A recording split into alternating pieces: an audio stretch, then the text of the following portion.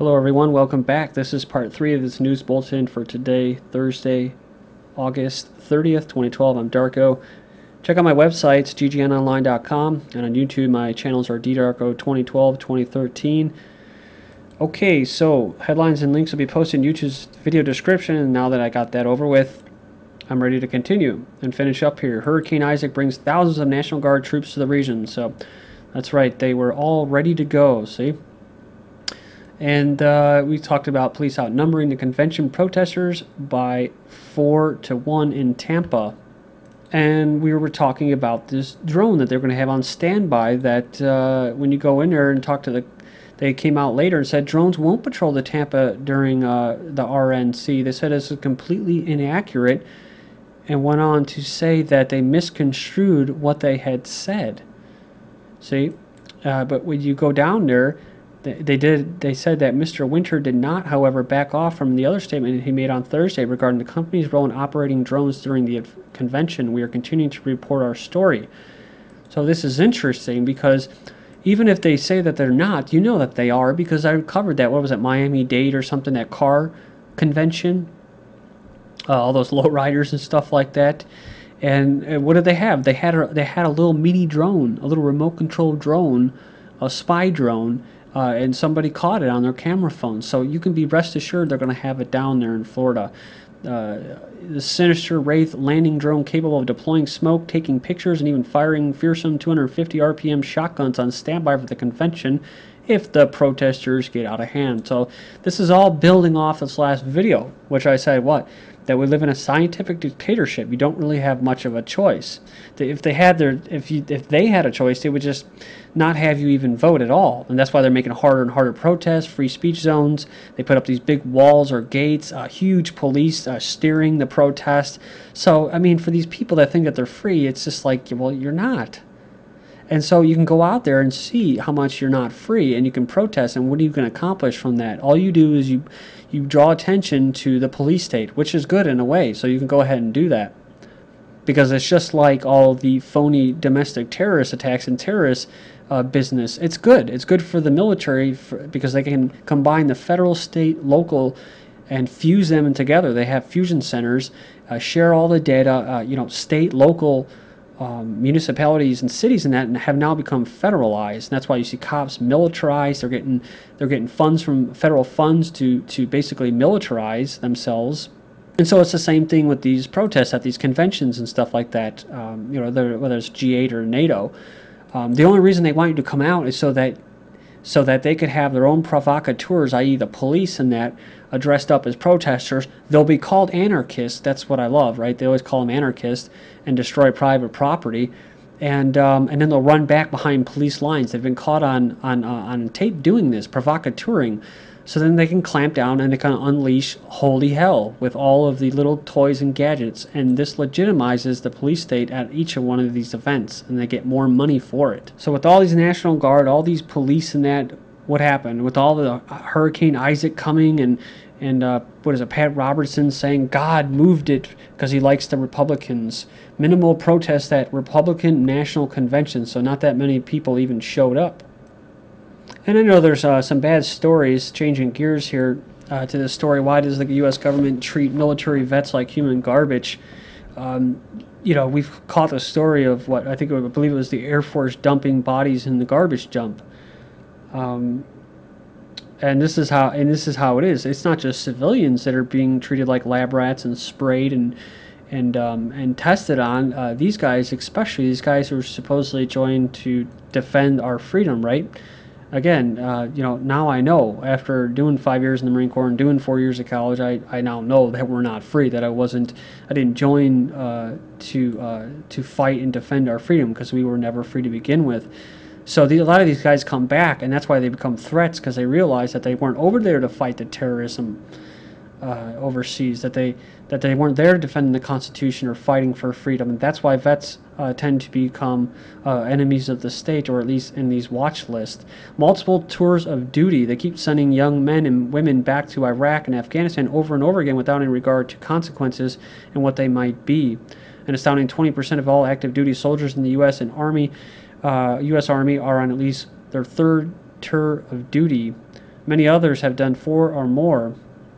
And he moved record number of suicides, the fact that many of our soldiers are spending way too much time in active war zones, and it was a big reason why military suicides are at a record pace so far. During the month of July, there was 56 suicides in the U.S. military in just 31 days. This is something I didn't know. Paying to get your medal. Many U.S. soldiers return home from war only to find that they're being billed by their own government. One soldier even discovered that he was going to have to pay $21 shipping fee to get his Purple Heart. And endless waiting for veterans benefits. You would think that soldiers returning from war should quickly and easily be able to apply for their benefits that they are owed. Unfortunately, the complete opposite is the case. As he's written before, applying for benefits is extremely complicated, and VA employees are actually paid bonuses for denying claims.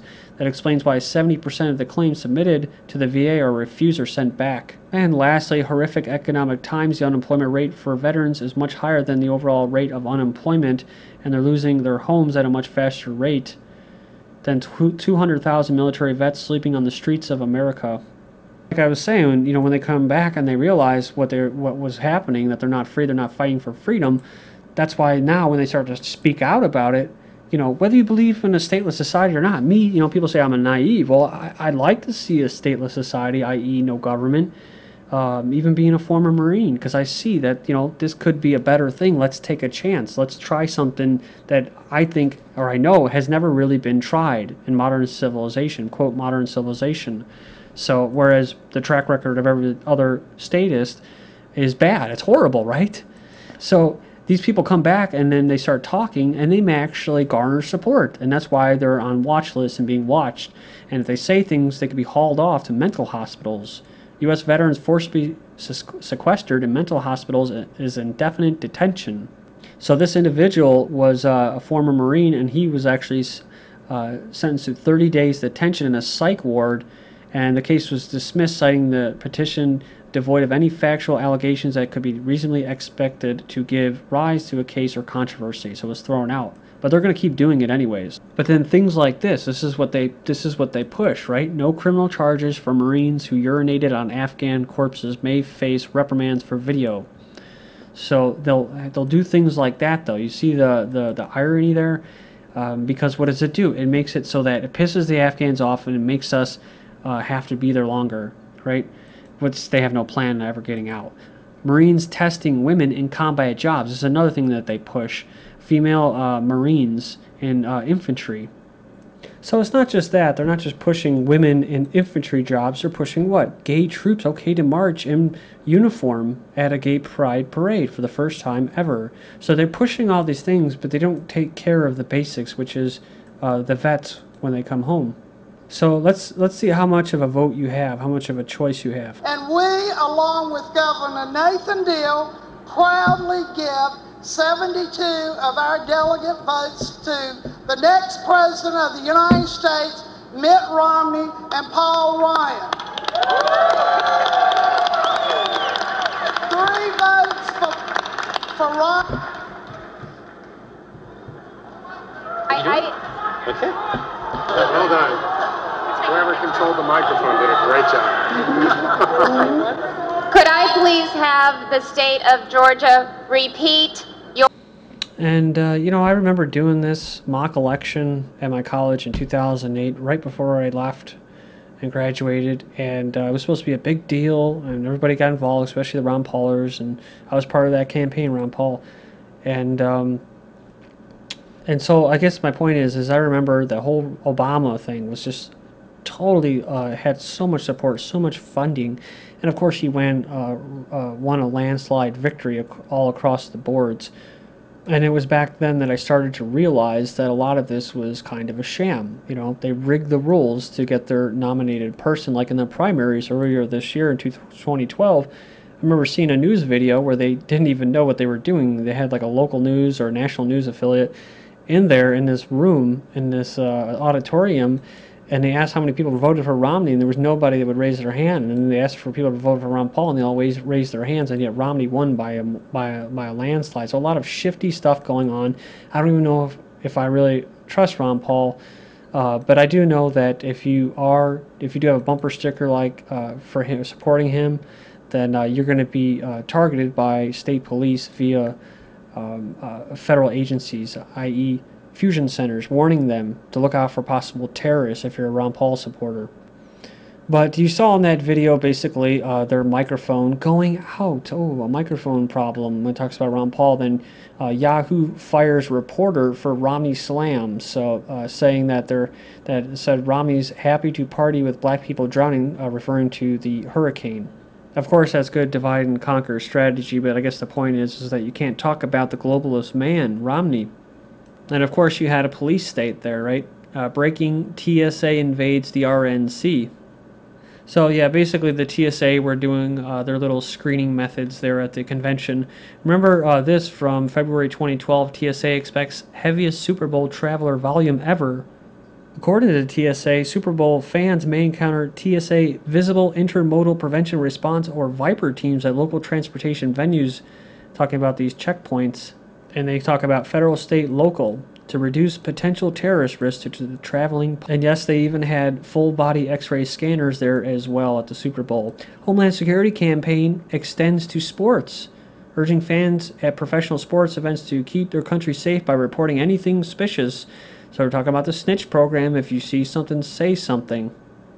So the lesbianic woman says citizens play a critical role in reporting suspicious activities and threats to Big Brother. She also says information will be shared with officials trying to avert security breaches, but it's actually not to do that.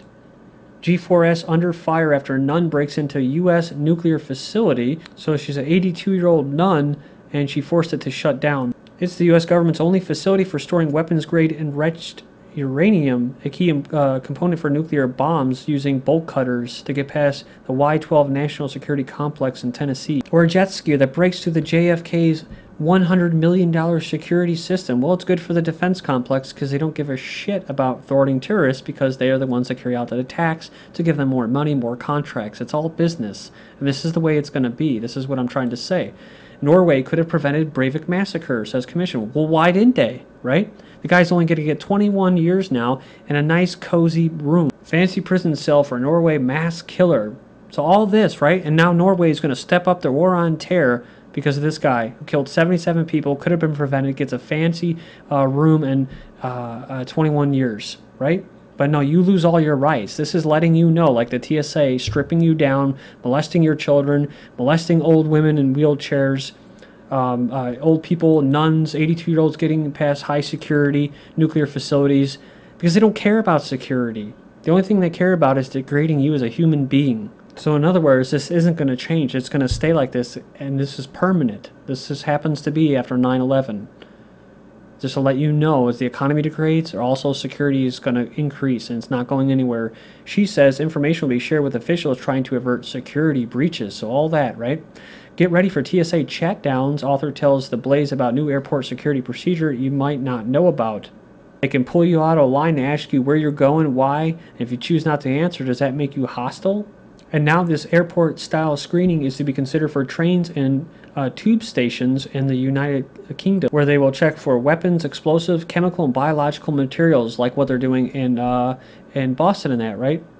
They're putting up these little detectors for biological material. But what happens? Is it going to stop it? No, because when the government or the black ops or the black government or secret government wants a terrorist attack to happen, it will fucking happen. And it doesn't matter how much security you give up. Then you have what? Metro faces public backlash in Texas over counter-terror initiative. This was on a bus, and the Metro counterterrorism exercise didn't round up any terrorists. Instead, they arrested 14 people, predominantly alleged prostitutes and dope smokers. They were so basically people, nonviolent crimes. The TSA also brought these operations to California as well. Orlando's iris scanners helped nab suspected pot smoker. So they don't know how they can watch a video, then rush to a scene and make an arrest based off of video. Well, they actually can, because the students in Pennsylvania who had a laptop given to them by the school took it home and got arrested for having Mike and Ike's because they thought it was drugged. The FBI wants to share facial recognition software with all the states. Talking about free biometric systems. They also are going to trade motorist data to insurance companies. This is what I mean by federalizing the local police. The Missouri Police Intelligence Network. And they got these fusion centers for every state. And these fusion centers are linked in with Homeland Security. At America's biggest drone show, the focus shifts towards domestic skies or domestic terrorism. Police are to use drones for spying on citizens. Spying? That's why the police chiefs adopt a drone of conduct. We're going to surveil.